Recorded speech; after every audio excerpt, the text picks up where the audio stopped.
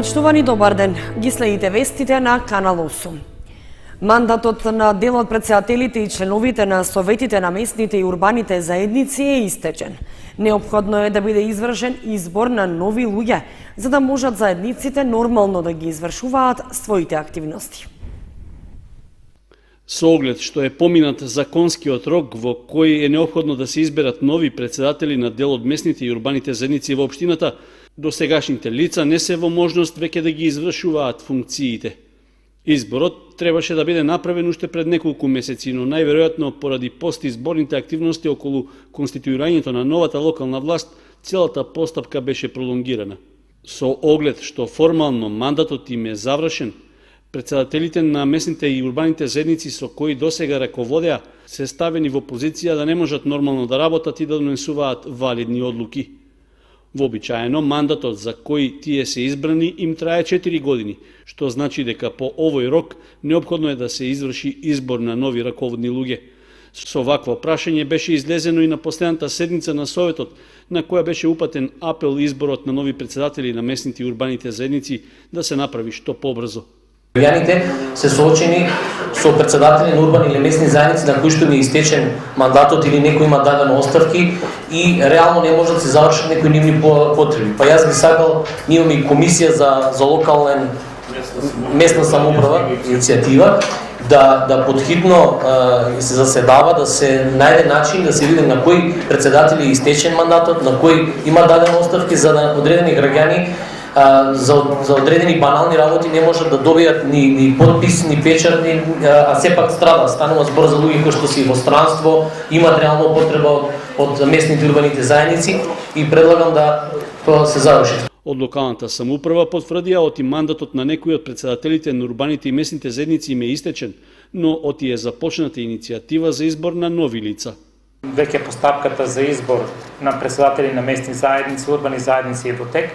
Почнавме прво со руралните места и полека се движиме надолу. Значи, планот е направен од службите и веќе оди. Значи, за ова недела има предвидено повторно за Ридскиот планински оддел, а после тоа одат селата ранчарските, значи подлозите, два Мојанци и Тракање, мислам дека е во план и секако дека во наредниот период најбрзо време ќе дојде на ред и Оризари и сите други населени места. Според статутот на општината, местните и урбаните заедници имаат обврска постапката за избор да ја започнат 30 дена пред да им заврши мандатот на досегашните претседатели. Инаку, во општина Кочани формирани се 9 урбани заедници во градот и 20 местни заедници во поголемите селски населби. В среда во Кочани ќе биде одбележан 9 мај, Денот на Европа. По тој повод ќе се одржи свечена програма во која ќе учествуваат ученици од кочанските училишта, а гостин ќе биде и евроамбасадорот Самуел Жбогар. Општина Кочани и EU Info точката и годинава ќе го одбележат 9 мај, Денот на Европската Унија. Централниот настан ќе се одржи на летната сцена на Центарот за култура Бели Мугри, каде ученици од основните и од средните училишта ќе представат 7 земји членки на Унијата – Холандија, Германија, Чешка, Бугарија, Ирска, Полска и Финска. Во програмата со своји обраќања за значењето на празникот ќе се вклучат и евроамбасадорот во Република Македонија Самуел Жбогар, како и градоначалникот на општината Никол Чуилиев, кои претходно ќе имаат и официјална средба во локалната самоуправа. Во културно-уметничкиот дел на програмата пак ќе настапи хорот на основното училиште Свети Кирил и Методи, училишни ритмички состави, а ќе настапи и популарната рок група Шекспир. Дел од програмата ќе биде и ликовен перформанс во кој ќе се вклучат членови на училиштето за цртање и сликање под менторство на магистар Александра Димитрова, кои ќе сликаат мотиви од земјите членки на Европската Унија. Свечената програма по повод одбележувањето на 9 мај, Денот на Европа, ќе започне во 12 часот и 30 минути. Општина Кочани годинава ќе реализира програмата за заштита на населението од заразни болести, за што се предвидени околу 4.500 евра. Според планот ќе се действува на 3 подрачја, односно на испитување на водата за пиење, превентивна дератизација и на контролирање на водата што се користи за рекреативни потреби. Над 280.000 денари планира да потроши локалната самоуправа на Кочани за спроведување на општите мерки што се утврдени во програмата за заштита на населението од заразни болести во 2018 година. Со реализацијата на програмата треба да се обезбеди исправна вода за пиење во руралните средини, да се изврши превентивна дератизација, како и да се обезбеди исправна вода во градскиот базен за рекреативни потреби. Рокот на тендерот за избор на давател на услугата трае до 11 мај и по комплетирањето на постапката ќе започне реализацијата на овие активности. Според техничката спецификација во тендерската постапка, предвидено е за следење на квалитетот на водата во планинските населби и за обезбедување безбедна вода за пиење на жителите во ридско-планинските села што не се поврзани на регионалниот водовод во Кочани, да се изврши испитување на вкупно 54 примероци на водата за пиење од јавните извори. При тоа, 4 пати во текот на годината ќе се следи квалитетот на водата од јавните извори во Полаки, Нивичани, Лешки, Јастребник и Пантелеј, како и во Кочани од јавните чешми и извори, како што се Усова, Белска, Минова и Партизанска чешма, како и пумпата во местноста Бавчалук. Исто така, 2 пати годишно ќе се следи квалитетот на водата од 2 чешми во селото Рајчани и 1 во селото Лешки, како и од Шарена, Арнаутска и Партизанска чешма кај Пониква и чешмата кај местноста Преслап. Заради обезбедување исправна вода за рекреативни потреби пак, а со цел да се заштити од загадување водата во можните капалишта, планирано е да се испитаат и 2 примерока на површинските води од езерото Градче и 1 примерок вода од горниот тек на Оризарска река. Во делот на заштитата од преносители на заразни болести, Општина Кочани планира да спроведи и општа дератизација за што ќе се набават 240 килограми кумарински препарати. Со нив ќе се изврши превентивна дератизација на градската депонија, како и на канализацијските системи во Кочани и на селбите Оризари, Прибачево, Грдовци, Мојанци, Горни и Долни Подлог и Тракање. Четврток музеот Теракота од Виница по 9-ти пат ја организира музеиската ноќ со подршка на Министерството за култура и општината. Возобновување на древните римски обичаи со акцент на познатиот празник Розалии, кој што кај древните римјани бил познат како празник на розите, е тематиката на содржините кои музеот Теракота од Виница ќе ги понуди во рамките на 9-та музеиска ноќ што ќе се одржи в четврток. Музеот Теракота од Виница во рамките на проектот Музејска ноќ 2018 година во соработка со Центарот за научни истражувања и промоција на културата ХМУС од Скопје, како дел од програмата Скупини романи, организира настан по повод древниот римски празник Розалии, празникот на розите. Целта е поширока промоција и популаризација на културното наследство од римскиот период, поврзани со современите македонски народни празници, верувања и обичаи. Проектот е подржан од страна на Министерството за култура на Република Македонија и со подршка на Општина Виница. Во рамките на музејската ноќ ќе постојат повеќе активности, ќе имаме дегустација на храна и вино според римските рецепти, рецитирање на поезија од древните римски поети, изложба на реплики од римскиот период, облека, накид, садови и слично, проекција на филм за Хераклеја, на археолошкиот локалитет Хераклеја.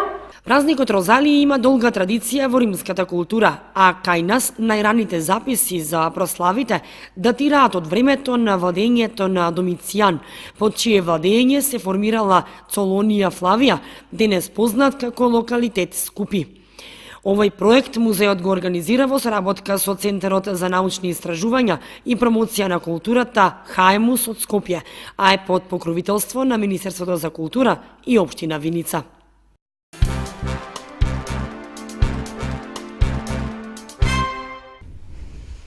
Средното општинско училиште Лјупчо Сантов започна со хортикултурно уредување на дворот на школската установа.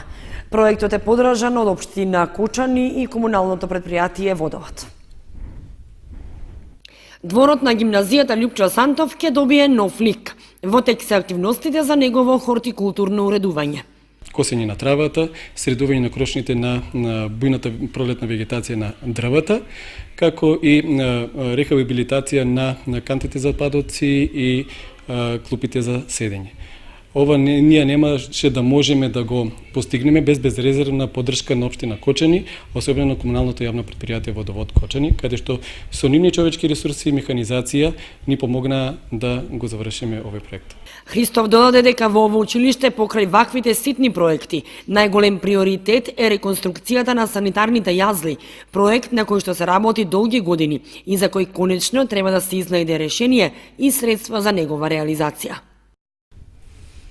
Се проширува соработката на Сдруженијето на пензионерите од Кучани со Сдруженијето на пензионери од Лесковац, Република Србија. Соработката е резултат и на долгогодишното пријателство на кочанските пензионери со Сдруженијето на пензионери од Кавадарци. Делегација од Сдруженијето на пензионери на Лисковац престојуваше во работна посета на Кочанската пензионерска организација, каде што низ отворен разговор беа посочени проблемите, но и активностите со кои се соочуваат пензионерите од овие два града. На средбата присуствуваше и градоначалникот Николчо Илиев, кој ги поздрави гостите од Србија.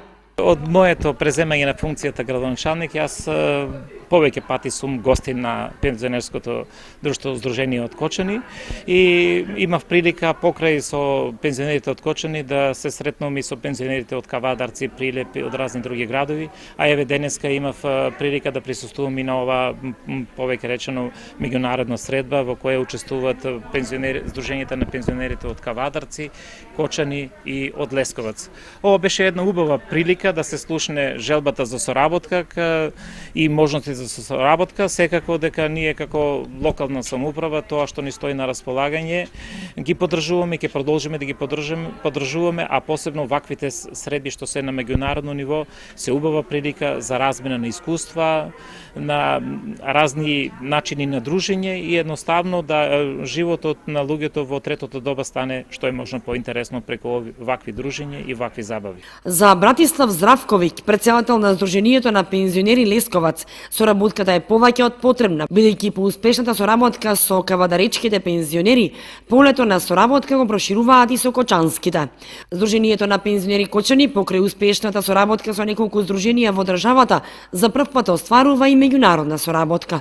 Ние денеска почнавме фактички, практично и затоа моите драги пријатели од Лесковац и од Кавадарци беше одредено денешниот ден да биде ово сретнување и да ги здоговориме првите активности што треба да се спроведат во ова година. Јас сум сигурен дека ние ќе најме, ќе ускладиме нашите програми и програмирање, не ќе на други да посметаме, ни па на нас да се посмета, али да биде нешто ефикасно и добро. Ние имаме веќе некоја проба. Ние имаме некој искуство мало, ептен за Кочани, него Кавадарци повеќе години соработува.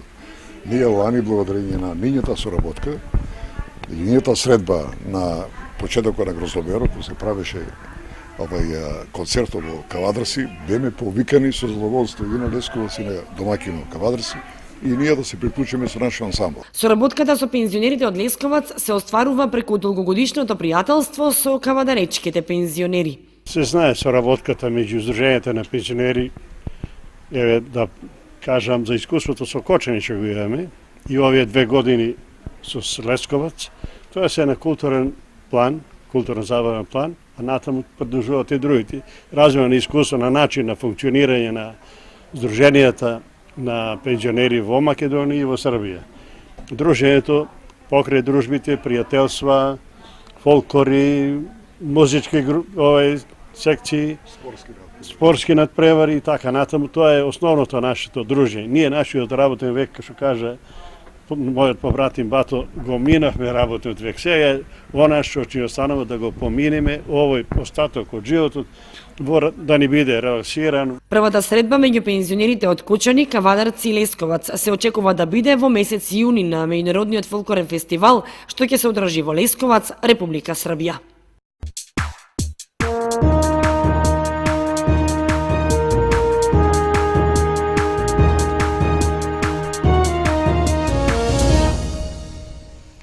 Следува информацијата од спортот. Фудбалските екипи од Кучани и во машка и во женска конкуренција остануваат на дното во правенствата во кои се напреваруваат. Женскиот фудбалски клуб Кучани доживеа катастрофален пораз на домашен терен од лидерот Драгон, додека разликата меѓу Согово и конкурентот Саса повторно се зголеми на 6 бода. Како и што се очекуваше во 18-тото коло од првенството на првата фудбалска лига во женска конкуренција, немаше поголеми изненадувања. Ова особено се однесува на дуелот меѓу женскиот фудбалски клуб Кочани и лидерот на табелата Драгон 2014 од Скопје.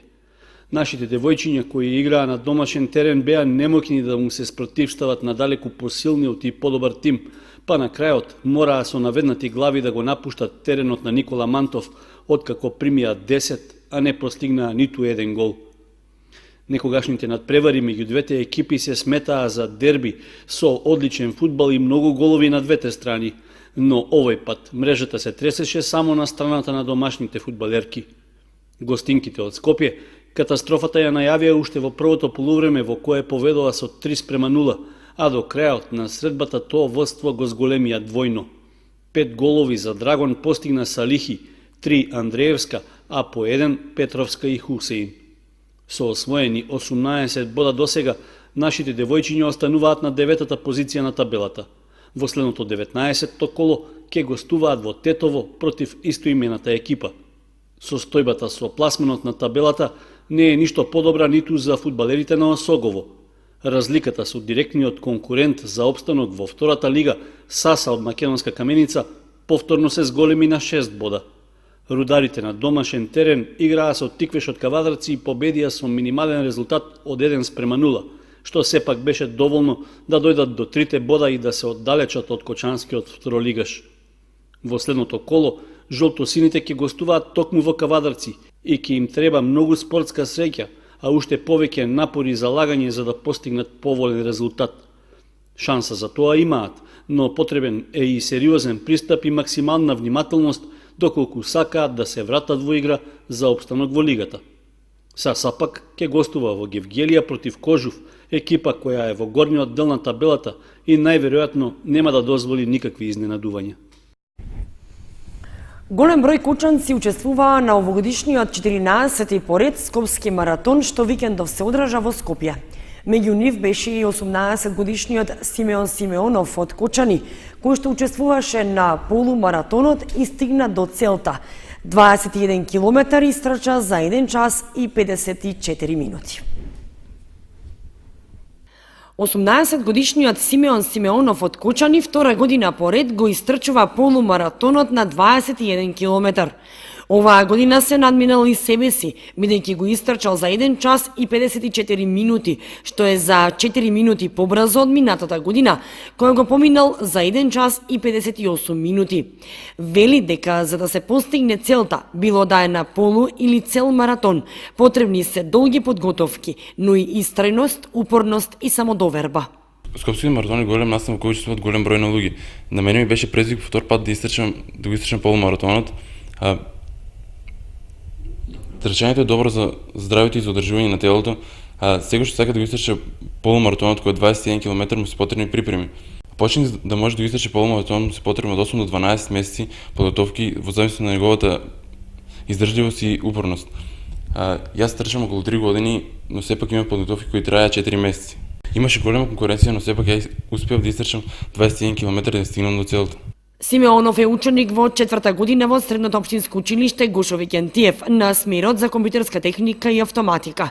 Своето школување по матурирањето сака да го продолжи на информатика програмирање, но вели дека од трчањето нема да се откаже, бидејќи е добро за здравието и одлично делува на целиот организам. Затоа и го препорачува на сите што сакаат да се занимаваат со спорт, трчањето да го практикуваат рекреативно. Инаку Симеонов на полумаратонот трчаше заедно со неговата сестра, која што и таа стигна до целта, и неговиот татко, кој што го истрча целиот маратон од 42 километри. Инаку на овогодишното 14-то издание на Скопскиот маратон беа пријавени рекорден број учесници, над 10.000 од 58 земји, а главен промотор беше светската рекордерка Пола Редклиф. Трката која се состоеше од маратон, полумаратон, штафета и трка 5000 метри ја проследија огромен број граѓани, а како и секоја година, така и оваа имаше доста учесници и од Кочани.